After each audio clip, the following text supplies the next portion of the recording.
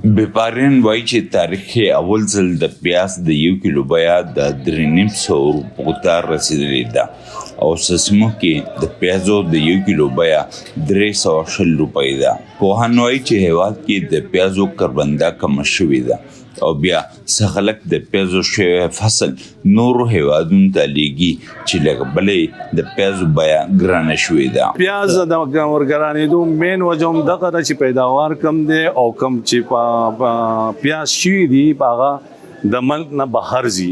زموږ په ملک په خپل وطن کې نه غرسېږي. لکه اوس زموږ په ګاونډي ملک انډیا والا د هغو هم پیداوار کم دی د موسم د وجې نه، نو هغه پابندي لګولې به چې په خپل ملک کې ضرورت دی نو موږ بهر له پیاز نشو ورکولی.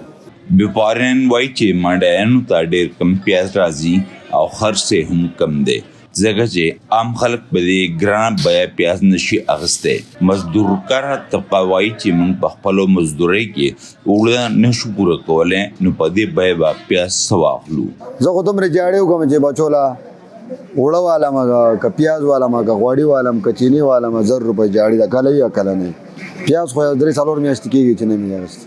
بیپاریان وایي چې د هیواد په تاریخ کې په اول ځل د پیازو بیه دومره زیاته شوې ده. په زندګۍ کې خو ما دا په اول ځل واورېده چې نور شي نه که ګرانېږي خو د هغې هغه استعمال چې کوم دی هغه زیات دي. لکه د ورځې 2-3 ټمې په هوټلو کې په کورونو کې او پیاز خو داسې یو شی دی چې دا په ترکارۍ کې په دغه کې لکه ډېر موږ په هېڅ کې هم نه حسابوو او پیاز چې شي په راسته که نه نو دا په تاریخ کې دومره ګران چې ته ما نه اورېدلي.